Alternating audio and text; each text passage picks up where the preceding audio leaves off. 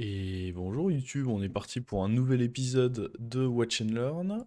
Et au vu de ce qu'on a là, on va sûrement jouer Théron, qui en plus c'est le dernier héros qui est sorti en date, donc je pense que ça peut être encore plus intéressant pour certains d'avoir un peu une sorte de tuto sur ce héros. Bon après c'est pas non plus celui que je maîtrise le plus du coup, parce que j'ai pas énormément de parties avec. Globalement je m'en sors bien avec, je dirais que c'est un héros qui est plutôt bien classé.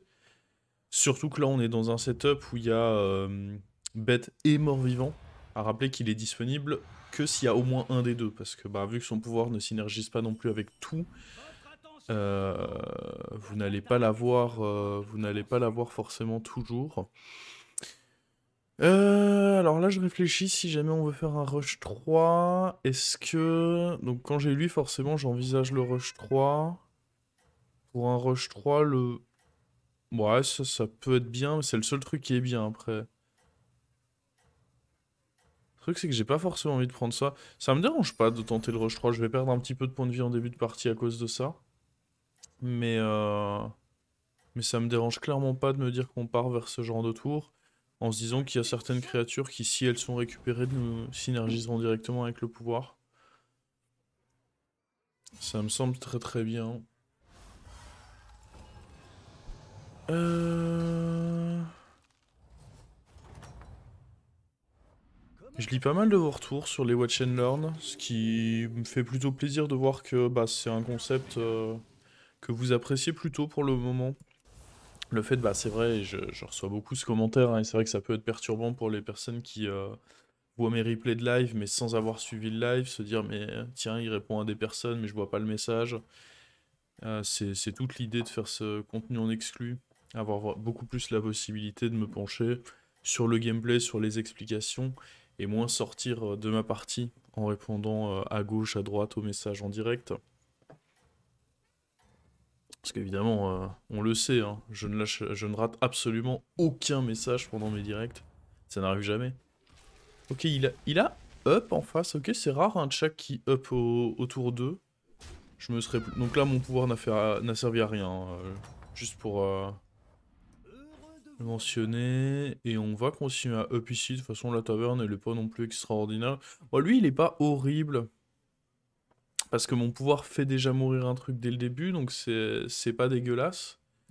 Mais je pense qu'on reste sur ce qu'on a dit, le rush up. Je sais pas s'il y avait un serviteur là-dedans qui aurait pu me faire aller. Bah, si on avait eu Micromomie ou Scallywag, derrière on pouvait à partir de là faire des procs pour la fineuse. Mais bon, à partir du moment où j'ai choisi de prendre le pirate, je pense que c'est assumé qu'on part pour un rush 3 et pas forcément autre chose.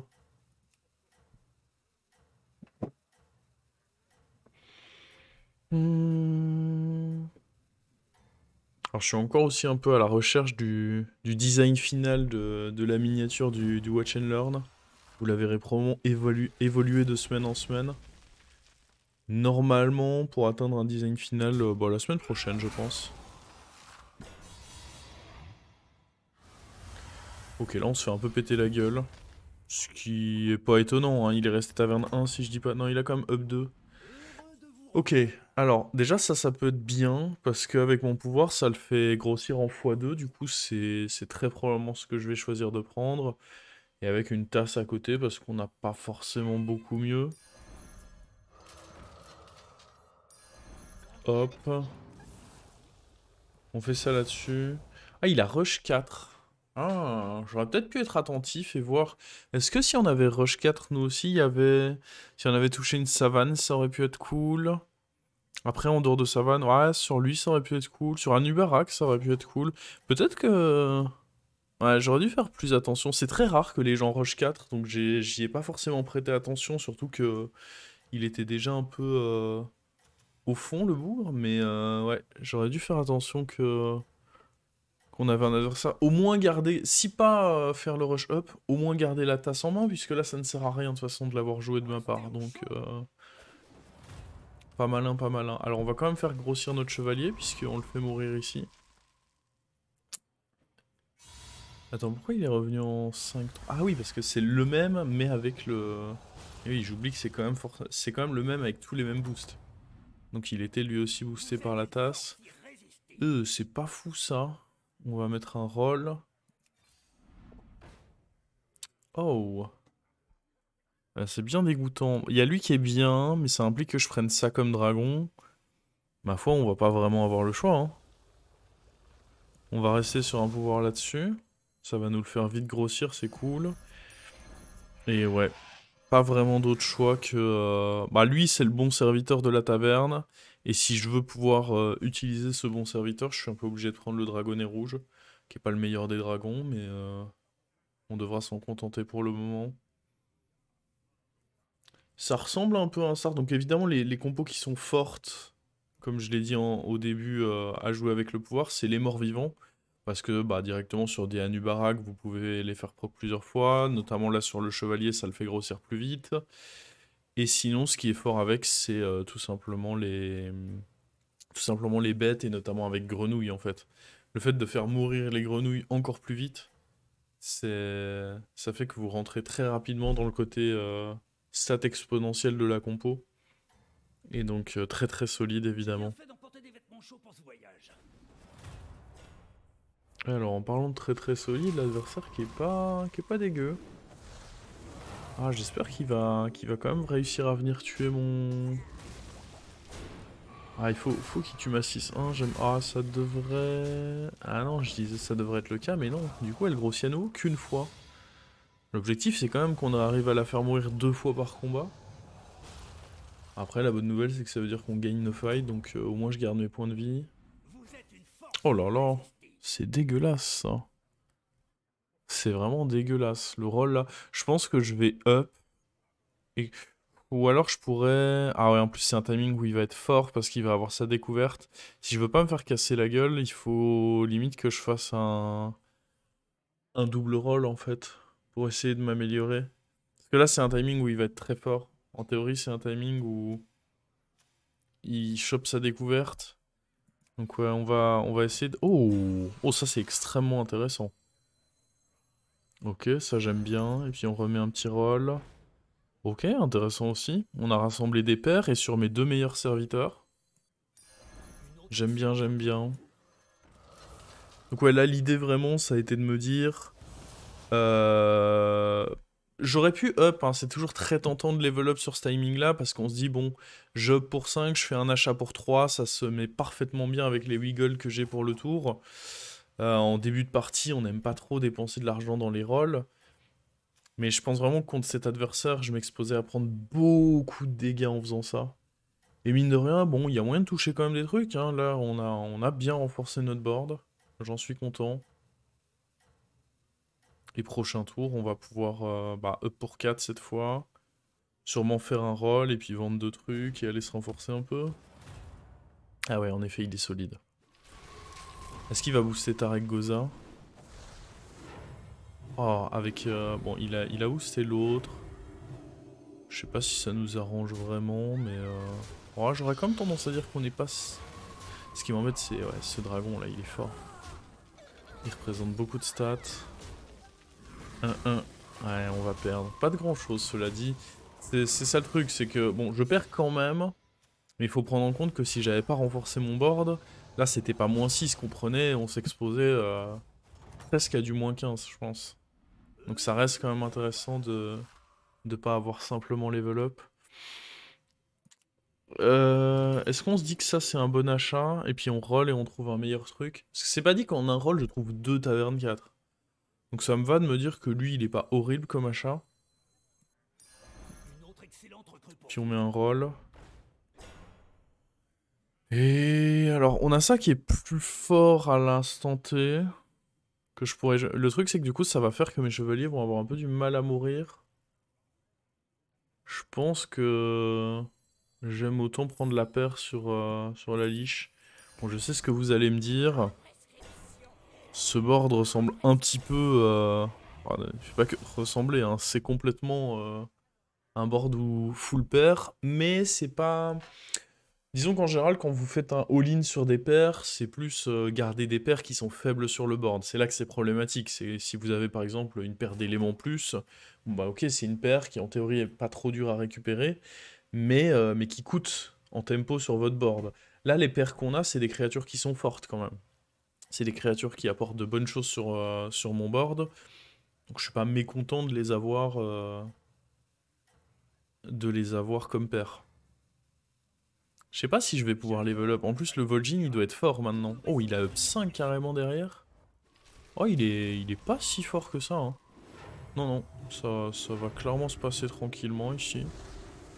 Il est... Faudrait qu'il tue assez de serviteurs, faudrait qu'il tape à gauche là, si possible. Non. Après, il a quand même tué ça. C'est bien, c'est très bien, et ça me donne envie de level up. Surtout que là, notre board va prendre un bon boost. J'ai 5 serviteurs qui sont morts, ça veut dire qu'ils vont tous prendre plus de plus 2. Donc je prends plus 10 quand même sur ce tour. En plus, ce qui est bien, c'est que lui n'est pas mort. Et ça tombe bien, c'est lui que je veux remplacer sur mon tour.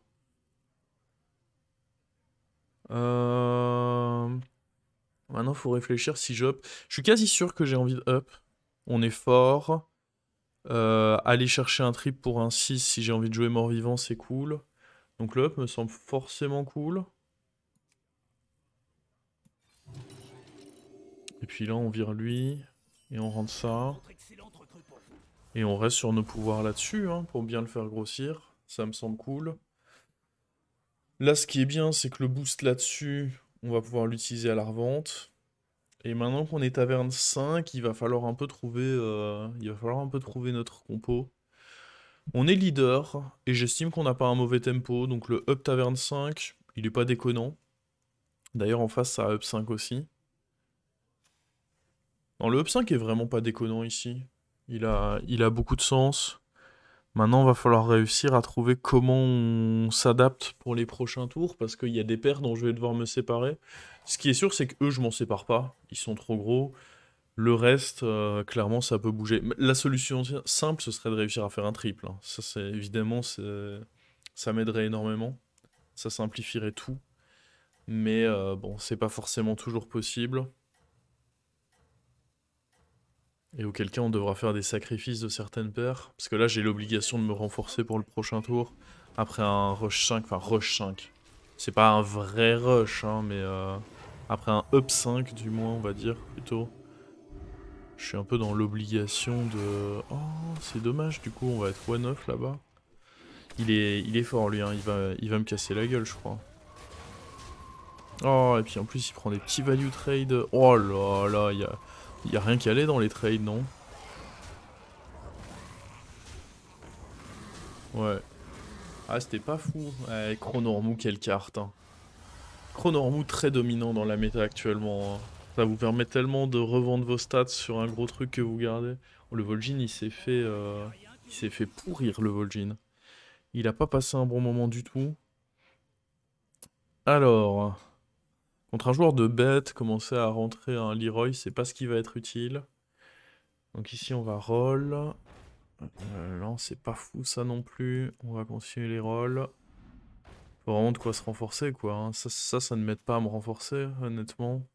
En plus, faut faire gaffe parce qu'un joueur de bête, il y a moyen qu'il soit très solide. Ok, on va acheter ça. Bah non, ça dégoûte en fait, hein. Ah, il y a lui, mais c'est un peu tard, non? Ouais, c'est mieux que rien, hein. On va vendre ça.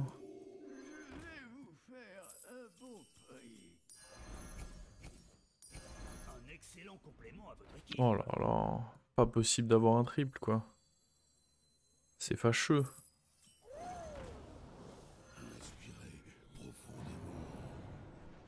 Ouais, et je sais même pas ce que je prends comme dernière carte, hein. Je prends ça en se disant que ce sera un roll, je pense pas que lui ait de l'impact de toute manière. Mon dieu. Ça me rend bien triste là ce qu'on vient d'avoir comme tour. Je me suis pas du tout renforcé comme je l'aurais souhaité. On n'a pas eu de triple, d'une part. Ça pourrait être la fin de la partie là tout de suite, hein. On pourrait clairement être sur une fin de partie. Contre un joueur de bête. Ah ouais, en plus il a un gangré crabouilleur. Ouais, ça va être chaud. Ça va être très très chaud. Ok, là c'est important qu'on aille taper à gauche, sinon l'hydre va faire un carnage. Ok, elle fait moins un carnage. Ça reste chiant.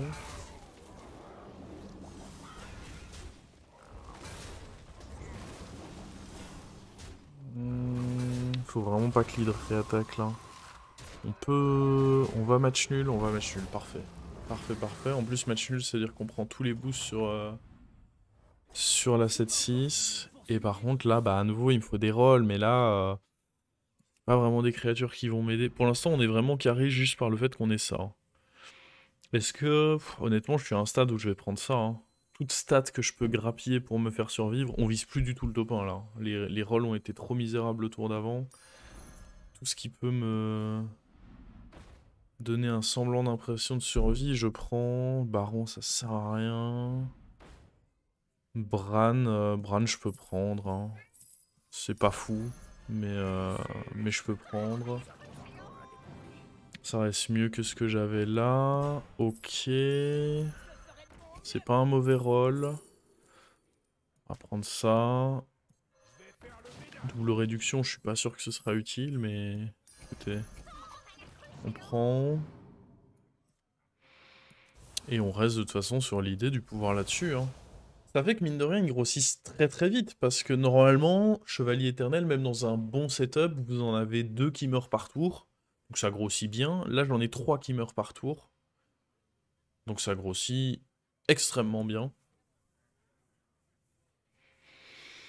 Mais ouais. Bon, en vrai, c'était pas un mauvais... Le fait de faire quand même Bran plus 2 théières sur le tour, tout en jouant pas mal de serviteurs pour Magmaloc, parce que là, j'ai joué quoi? J'ai joué 2 théières, j'ai joué le Bran, j'ai joué l'éclaireur et le pirate, donc il va prendre quoi? Plus 6 encore? Il va être à 28-28, ou alors j'ai oublié un des trucs que j'ai joué sur ce tour. Donc on est peut-être en droit d'espérer rester en... Ah bah oui, non mais attendez, il est en pirate APM lui. Est-ce qu'il est en pirate APM? Ah ouais, on est mort. Peut-être pas. Faut bien aller tuer les trucs de droite. Faut laisser lui tranquille, parce que lui de toute façon on peut pas le tuer. Et vraiment tuer les trucs de droite là.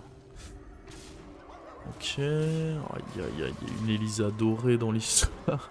C'est là. C'est un cauchemar. C'est un cauchemar le board là. Ah non mais qu'est-ce que vous voulez que je vous dise moi? Il est... Oh, oh l'assassin. Oh l'assassin. Bah ouais, il est en pirate APM, de Greta, Elisa dorée. Ah ouais, c'était pas le timing, hein. Ah, parfois le timing ça décide beaucoup. On avait une chance sur 3 de survivre, mais c'est surtout le timing là. Jouer contre ce joueur, c'est un peu problématique. Pour ceux qui suivent mes lives, j'en parle souvent. J'en parle souvent de Pirate APM, à quel point à l'heure actuelle c'est un peu problématique parce que Greta vous permet entre guillemets trop facilement de mettre en place la compo. Et la compo elle est très vite très forte. Une fois que c'est en place, faut réussir à la mettre en place, c'est ça la difficulté, mais une fois que c'est en place, comme ça a été le cas pour lui là, c'est trop fort. Ça déroule, on l'a vu, le mec a pu passer tranquillou taverne 6, me mettre -20 alors que j'avais pas un board exceptionnel, mais j'avais pas un board dégueulasse non plus. Bon, le problème c'est que, niveau de notre partie, on n'a jamais fait de triple, ça c'est un facteur. Et puis, enfin, on a quand même fait un ou deux tours mous avec le pouvoir de Théron. C'est dommage, j'aurais aimé pouvoir montrer plus de choses, mais ça fait partie du jeu aussi. C'est le Watch and Learn, on fait pas toujours que des bonnes parties. J'ai montré un peu comment limiter la casse, une fois que vous passez. Faut savoir que dans la méta à l'heure actuelle, je trouve, en tout cas, c'est mon avis, c'est très compliqué de rester taverne 4. Même lorsque vous avez une mauvaise partie. En plus là j'étais encore quoi? J'étais à 30 points de vie sur un timing où j'étais confiant au moment où je passais taverne 5. Donc moi je pense vraiment que c'est une méta où c'est très compliqué de se dire que juste on reste taverne 4. J'aime beaucoup beaucoup beaucoup le passage taverne 5, il débloque pas mal de trucs. Là notamment on a eu ce Magmaloc, malheureusement pas grand chose derrière, malheureusement pas de triple. Mais ouais, j'ai souvent cette tendance à rapidement up 5. Maintenant, c'est vrai que si j'étais resté 4, c'est aussi plus de chances d'avoir vos triples de rester 4, parce que déjà vous faites plus de rôles. Et puis surtout, vous avez plus de chances de trouver vos triples quand vous êtes taverne 4, parce que vous ne rajoutez pas les tavernes 5 dans le pool. Le problème, c'est quand vous passez les tavernes impaires, taverne 3 et taverne 5, c'est des passages de taverne qui ne vous ajoutent pas un serviteur en plus. Quand vous passez taverne 2, taverne 4, puis taverne 6, en plus du fait que vous accédez au serviteur supérieur, il y a le petit serviteur qui s'ajoute à côté et qui augmente au final vos probabilités de trouver des trucs intéressants. Quand vous passez taverne 5, c'est vraiment en mode je cherche les créatures de taverne 5, mais par contre, bah je réduis mes chances de toucher toute paire de créatures taverne 4 et inférieure, étant donné que vous ne touchez pas de serviteurs en plus et vous diluez le pool avec des 5 qui ne vous intéressent pas tous. Mais malgré tout, c'est vrai que j'ai souvent tendance à passer 5. Je pensais honnêtement qu'on arriverait à battre le Tchak, qui nous a enlevé nos 13 points de vie, et combiné au moins 20 que je prends derrière, c'est vrai que ça a pu être fatal. Je pensais qu'on le battrait, et c'est peut-être là mon erreur, il avait un board très très très solide. J'avais pas anticipé ça. Le fait de passer 5 aussi, c'est clairement l'objectif d'avoir un triple. Une fois que vous faites grossir les chevaliers, c'est bien beau, hein, des gros chevaliers, mais ce que vous voulez, c'est réussir à trouver l'invocatrice pour vraiment bien bénéficier de ça. Là, si on avait réussi à trouver un triple, on trouve l'invocatrice, et là, on était trop bien. Peut-être que j'aurais dû prendre Elise à un moment, si je peux essayer de faire un feedback de ma propre game. À un moment, il y a eu Elise, peut-être que j'aurais dû me dire, bon, faut la prendre et espérer trouver invocatrice, parce que ça me renforcerait vraiment énormément, mais à nouveau, c'est un peu all-in, parce que si je trouve pas exactement invocatrice, j'ai pris Elise pour rien, et tous les autres 6 ne m'aidaient pas suffisamment pour revenir dans cette game. Bon, quoi qu'il arrive, j'espère que vous aurez aimé cette petite partie. Il y a beaucoup de choses sympas à faire avec le pouvoir de Théron. Si jamais cette game ne vous a pas, peut-être pas tout montré, en même temps, à part faire grossir le chevalier, qui est un trick à connaître, hein, le fait que ça le fasse grossir 3 fois par tour. Il y a pas mal de vidéos récemment sur ce héros parce qu'il vient de sortir. Donc vous pouvez en retrouver 2 récentes sur mes vidéos, mes VOD de 18h sur ma chaîne YouTube. Et sinon, je suis sûr que du gameplay sur ce héros, ça ne manque pas sur la plateforme. Sur ce, je vous dis à une prochaine, bah, au week-end prochain du coup pour le Watch and Learn, et sinon tout le reste de la semaine à 18h pour les VOD. Et salut YouTube!